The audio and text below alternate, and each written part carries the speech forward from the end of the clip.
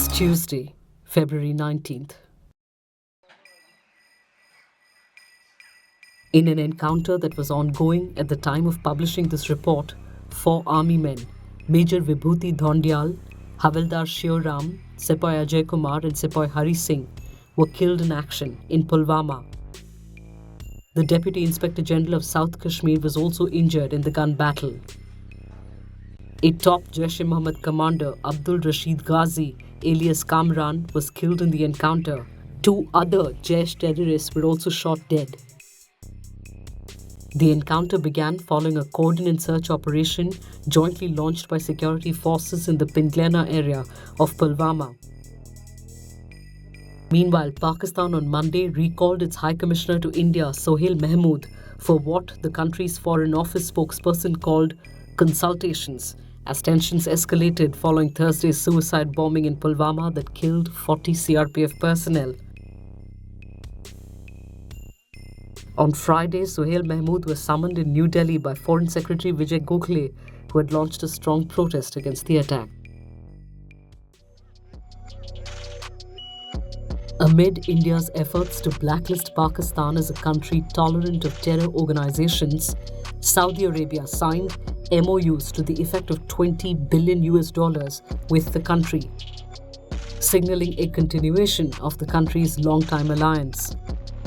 Saudi Crown Prince Mohammed bin Salman, on his 2-day visit to Pakistan, oversaw the signing of agreements on plans to build an oil refinery and a petrochemical complex in the southern port city of Gwadar, the possible acquisition of 2 liquefied natural gas-powered power plants by Saudi companies, and plans for investments of up to $4 billion in alternative energy and mining deals, reported Al Jazeera.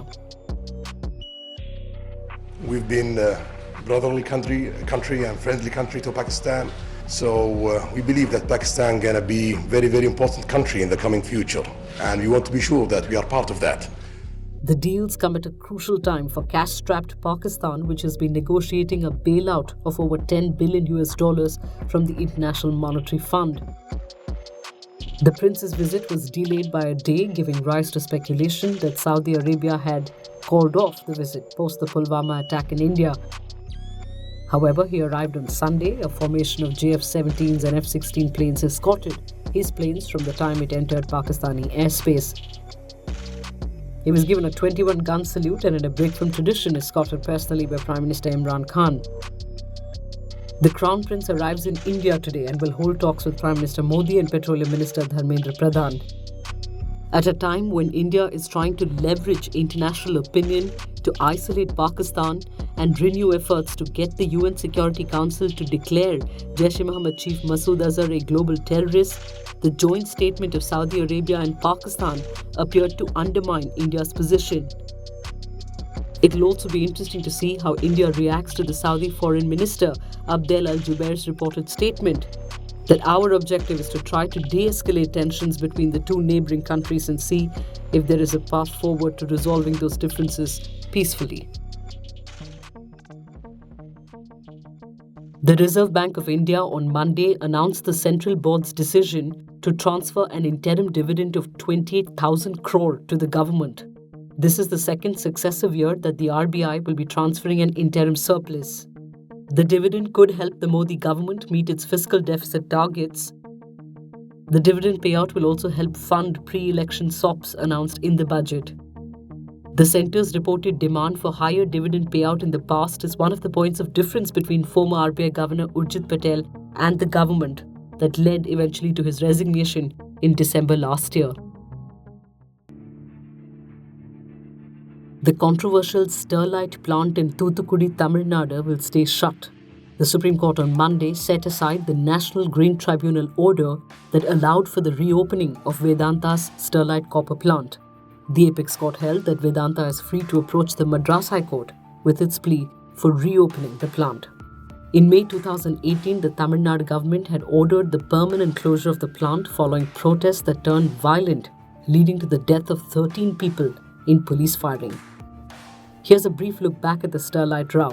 Sterlite Copper is a part of Vedanta Resources, one of the world's largest mining and metal conglomerates, and has been running a copper smelter in Thoothukudi since 1996.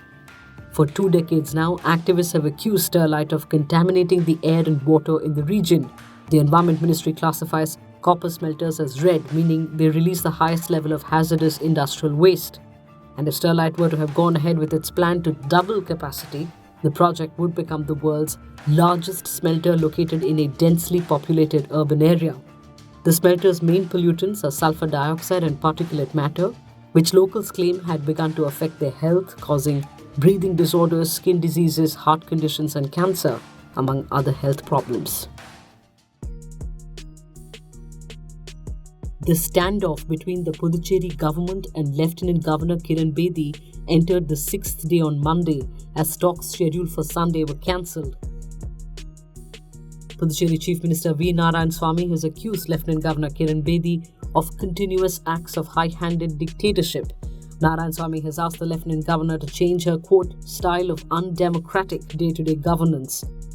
The Chief Minister told reporters that Bedi has no right to interfere in cabinet decisions and alleged that she was being encouraged by Prime Minister Modi to create problems for his government. DMK Chief M.K. Stalin has also accused the BJP of trying to grab power in Puducherry through backdoor tactics by using Lieutenant Governor Kiran Bedi. Chief Minister Narayanaswamy has accused the Lieutenant Governor of not clearing 39 government proposals. One matter of contention between him and Bedi is a helmet rule for motorists. On the 10th of February, Kiran Bedi herself took to the streets and instructed people to wear helmets. Around 30,000 people have been booked since February 11th for riding motorcycles without helmets. Narayanaswamy, however, wanted the rule to be implemented in a phased manner. He found support in Delhi Chief Minister Arvind Kejriwal, who too has had a long drawn-out battle with Delhi's Lieutenant Governor.